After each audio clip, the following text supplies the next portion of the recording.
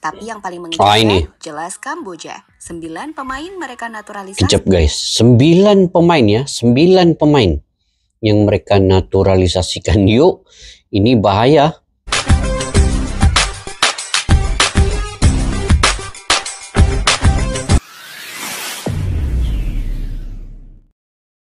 Assalamualaikum dan salam persaudaraan, salam sepak bola. Selamat bertemu kembali guys di channel Askalani Studio. Oke guys, kemarin saya reaksi terkait dengan persiapan dalam Piala AFF ini negara-negara di ASEAN ini. Thailand menggunakan lebih kurang 6 ke 8 pemain naturalisasi. Kini ada kejutan lagi untuk timnas Kamboja pula guys. Tiba-tiba pakai 8 pemain naturalisasi. Oke, ini makin seru di ASEAN ini karena semua negara-negara membuat persiapan, sebenarnya persiapan yang begitu rapi sekali. Tidak disangka Kamboja juga telah menyiapkan timnya dalam diam-diam. Akhirnya mereka ada pemain naturalisasi juga. Ini yang kita ingin saksikan selepas ini. Mungkin tim lain yang kita tidak soroti juga, mungkin Myanmar, Laos juga sebenarnya telah membuat persediaan dan persiapan yang secara diam-diam yang kita tidak ketahui. Jadi kalau diikut secara biasa tahun-tahun sebelumnya, yang masuk ke semifinal Indonesia, Thailand, Vietnam, Malaysia, Singapura. Tetapi kali ini mungkin agak berbeda sedikit. Mungkin ada kejutan dari tim Kamboja, Myanmar, Laos, dan lain-lain lagi. Kita tidak tahu guys tim yang lain, tetapi sekarang ini saya ingin reaksi terkait dengan Kamboja tiba-tiba pakai 8 pemain naturalisasi ini. Dari mana saja pemain ini dan bagaimana kualitas pemain yang diambil oleh Kamboja ini. Kamboja ini dia di media sosial pun dia tidak banyak bercakap, di media sosial pun dia tidak banyak omong-omong. Tetapi dalam diam-diam sudah menyiapkan timnya. Mungkin kali ini mereka akan menampilkan tim yang berbeda daripada tahun-tahun sebelumnya. Oke guys, tanpa berbasa-basi yuk kita simak dulu video ini. Udah Mimin bilang kan di video sebelumnya, keberhasilan Indonesia dengan pemain keturunan telah membuat negara-negara ASEAN lain ingin meniru. Tak terkecuali Thailand yang di skuad AFF tahun ini memanggil 6 pemain keturunan. 6 pemain ya. Naturalisasi 1 pemain asing di liga mereka yang paling tajam, yakni Rafael San. Tapi yang paling mengejutkan jelas Kamboja. 9 pemain mereka naturalisasi. Kejap guys, 9 pemain ya, 9 pemain yang mereka naturalisasikan. Yuk, ini bahaya. Bahaya bagi negara-negara lain yang secara diam-diamnya Kamboja punya pemain sekelas ini ya. Ada 9 guys ya, bukan 5, 6, 9 menghampiri 11 pemain dalam satu tim ya. Oke, kita lanjut. Baru-baru ini untuk mewujudkan mimpi besar mereka bersaing di pentas ASEAN. Kamboja ini rasa-rasanya pengen jadi Indonesia di level Asia, tapi versi ASEAN dulu. Lantas seberapa kuat Kamboja? Apakah bisa lolos dari babak grup untuk mengalahkan Malaysia atau mungkin Thailand? Apa hubungannya Kamboja dengan Indonesia? Berikut ulasan selengkapnya.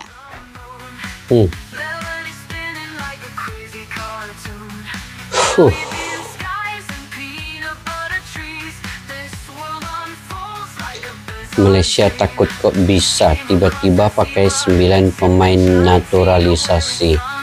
Kamboja ingin menjadi Indonesianya ASEAN. Oke, Kamboja ini adalah satu tim dengan Malaysia. Jika di grup B, kita sudah melihat bagaimana gilanya Vietnam melakukan TC ke Korea hingga menaturalisasi pemain asing yang bermain di negaranya, Rafael San, untuk memperkuat lini serang mereka.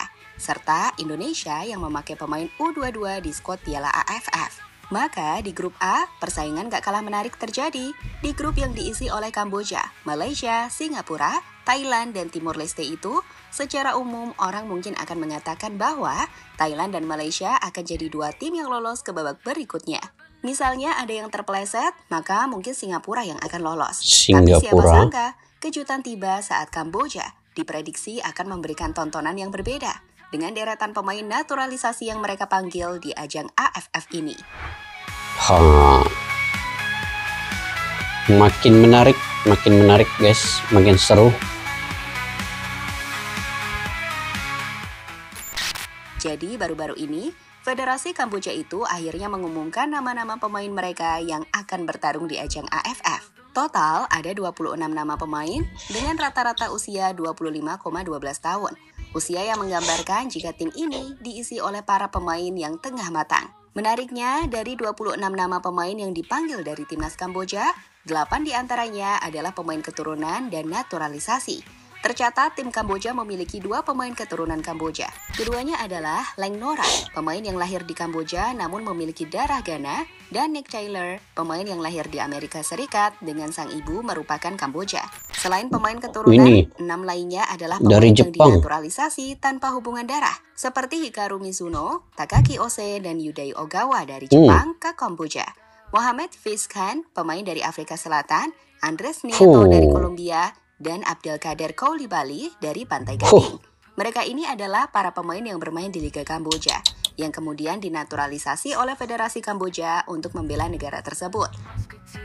Ini pasti punya kualitas yang baik ini guys. Kalau sudah dinaturalisasi, maknanya pemain ini sangat berkualitas tinggi. Kehadiran dari para Jepang pemain keturunan dan pemain naturalisasi dari timnas Kamboja inilah yang tentu saja membuka kekuatan Kamboja berubah drastis. Bahkan meski ranking FIFA-nya ada di posisi 180 dunia, itu tak akan menggambarkan kekuatan mereka sebenarnya. Ini mirip dengan Indonesia di kancah Asia. Meskipun jika berbicara soal kualitas pemain keturunan, Indonesia jauh lebih unggul. Tapi yang pasti, kekuatan Kamboja tak akan sama seperti Kamboja di ranking 180 dunia. Mereka bisa saja memberikan kejutan, termasuk pada Malaysia yang tak bisa memainkan pemain terbaik mereka. Kejutan. Tiba-tiba Kamboja sudah pergi semifinal ya. Tiba-tiba Malaysia tersingkir di semifinal. Gila persiapan tim yang lain nih. Bicara soal Malaysia, setelah sempat ribut masalah tim yang gak mau melepas pemain utamanya ke AFF dengan alasan bukan agenda FIFA, 26 nama akhirnya telah dipublikasi oleh FAM, di mana sejatinya mereka dapat dikatakan ya masih menggunakan pemain-pemain terbaik, hanya tidak bisa menurunkan para pemain dari tim JDT, seperti Arif Aiman, Matthew Davies, Feroz Baharudin, Lavere Corbin Ong, Natso Insah, hingga Romel Morales. Selebihnya, mereka masih bisa memakai 3 pemain abroad mereka, seperti Mukalis, Fergus Tierney, hingga Denrick Dos Santos. Kalau kata penggemar timnas Malaysia, tim ini tuh 70% kekuatan timnas Malaysia. Melihat dua hal ini, tentu Malaysia dalam bahaya di AFF. Itulah. Di satu sisi, mereka kehilangan kekuatannya, sedangkan di sisi lain, Kamboja memiliki kekuatan tambahan yang signifikan. Malaysia sendiri akan menghadapi Kamboja pada 8 Desember pembukaan partai perdana. Dan jika tidak hati-hati, Malaysia akan mendapatkan kejutan dari Kamboja. Dan itu akan merugikan. Karena jika gagal menang atas Kamboja, mereka akan sulit lolos ke babak berikutnya. Karena Thailand gak akan main-main di AFF kali ini. Nggak mustahil ini guys, Malaysia ini mungkin akan tumbang kalau dia anggap rendah Kamboja itu. Lanjut untuk mengulas timnas Thailand. Meskipun beberapa pemain kunci mereka tak bermain seperti Chanatip hingga Terasil Dangka, tapi memang sih Thailand memulai era baru mereka saat ini. Pasalnya dari nama-nama pemain yang dipanggil, kita bisa melihat nama-nama muda yang fresh di skuad Thailand. Tak main-main, 4 pemain abroad akan bergabung ke skuad yang dilatih pelatih asal Jepang Masatada Ishii. Keempatnya adalah Nicholas Mikkelsen yang bermain di Denmark, serta Supachol Sarachat, Eka Nitpanya, dan Patrick Gustafsson yang semuanya main di Liga Jepang. Selain itu, perlu dicatat juga bahwa dari 26 pemain yang dipanggil Thailand, 6 diantaranya adalah pemain keturunan. Tim ini jelas gak main-main. Mereka mungkin tak memanggil beberapa bintang senior, tapi Thailand tengah memulai era baru mereka. Thailand pun ada juga pemain abroad pula guys, walaupun beberapa pemain tidak dimainkan, Chanatip, Terasil Dangda.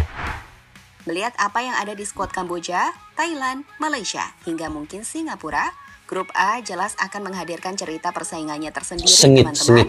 Thailand sebagai juara bertahan dengan rekor 7 gelar, tentu saja akan tetap menjadi favorit utama. Tim ini tidak hanya berpengalaman, tetapi juga memiliki kedalaman skuad yang solid.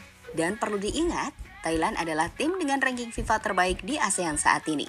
Setelah Thailand, Malaysia yang selalu bermimpi untuk mengulangi kesuksesan 2010 mungkin tampil pincang. Pincang. Tapi bukan berarti para pemain muda pengganti nggak bisa memberikan kejutan. Selanjutnya ada Kamboja yang akan jadi warna baru di ASEAN dengan 8 pemain naturalisasinya. 8 Singapura pemain, semoga guys. bisa kembali tampil impresif. Mereka adalah pemilik 4 gelar AFF loh. Di sisi lain, di grup B, Indonesia dan Vietnam tentu akan jadi poros kekuatan utama. Indonesia mungkin tak terlalu difavoritkan karena hanya menggunakan tim U22. Tapi sorotan tetap akan ada di timnas karena pemain bintang yang jadi pencetak 2 gol kemenangan Indonesia atas Arab ikut dipanggil. Kemampuan Indonesia untuk mengungguli Vietnam di beberapa pertemuan terakhir juga memberi sinyal bahwa persaingan ini akan sangat ketat, di mana strategi pelatih akan jadi kunci, selain tentu saja mentalitas dari para pemain. Hai, 8 hari bulan guys, tidak sabar mau tengok perubahan-perubahan setiap timnas masing-masingnya. Ya, jadi itulah teman-teman, ulasan seputar kekuatan tim-tim di grup A. Ketika Kamboja memberikan kejutan dengan 8 pemain naturalisasi yang mereka bawa. Gimana menurut teman-teman? Bisakah Kamboja mengejutkan Malaysia?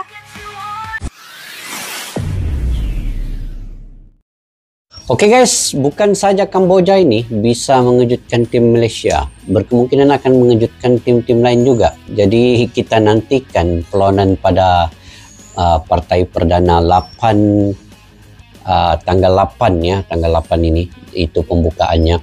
Dan kalau kita melihat ya, kemarin saya sudah reaksi terkait dengan persiapan tim-tim lain seperti Vietnam juga ada menggunakan pemain abroad, gitu juga dengan Thailand menggunakan 6 pemain abroad, dan kini secara diam-diam Kamboja menggunakan 8 ke 9 pemain naturalisasi yang pastinya sudah diiktiraf dan berkualitas tinggi. Kalau tidak, kenapa mereka sanggup menaturalisasikan 9 pemain ini guys? Cukup banyak ya. Jadi Kamboja ini bisa mengejutkan mana-mana tim, dan kini keseimbangan semua tim dalam AFF kali ini sangat-sangat baik. Ini berbeda dengan AFF sebelumnya karena semua tim menggunakan timnas senior dan juga pemain kebanyakannya lokal ya pada tahun-tahun kemarin. Tetapi kali ini kebanyakannya diisi oleh pemain abroad yang punya pengalaman dan persiapan secara diam-diam, sehingga kan Vietnam TC ataupun membuat friendly match di Korea Selatan itu satu persiapan yang sangat rapi, yang sangat baik, dengan mengandaikan mereka juga menginginkan kejuaraan, karena sebelum ini mereka agak di bawah sedikit daripada negara ASEAN yang lain. Vietnam kalah kepada Indonesia, Vietnam kalah kepada Thailand, dan mereka membuat persiapan untuk membalas dendam, rasanya begitulah. Sebab kalau tidak mereka akan rasa malu juga guys, karena dari segi ranking FIFA-nya Thailand masih lagi unggul di atas di ASEAN ini, tetapi Vietnam di tangga yang kedua, Indonesia di tangga yang ketiga di Asia Tenggara ini, dan seterusnya tim-tim yang lain. Jadi jangan memandang rendah kepada tim seperti Kamboja, Laos, Myanmar dan Laos juga sebenarnya juga melakukan persiapan yang rapi ya. Begitu juga dengan Singapura yang kita tidak ketahui persiapan TC mereka di mana, tetapi mereka sudah bersiap sedia sepenuhnya untuk AFF pada tahun ini. Jadi sengit guys, ini sengit. Sama ada di kumpulan E ataupun di kumpulan B, itu punya peluang masing-masing. Kita akan melihat di perlawanan partai perdana pada tanggal 8 ini bagaimana keputusannya. Kemudian dari situ mungkin kita dapat analisa sedikit untuk perlawanan-perlawanan yang seterusnya. Oke guys, bagaimana menurut pandangan kalian terkait dengan tim Kamboja ini guys? Adakah mereka bisa mencipta kejutan? Kalian komentar di ruang kolom di bawah.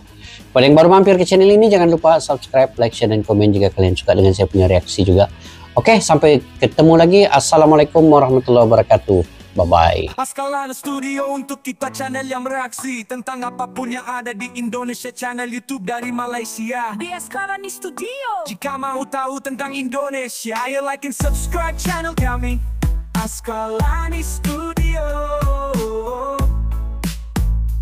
Askalani Studio.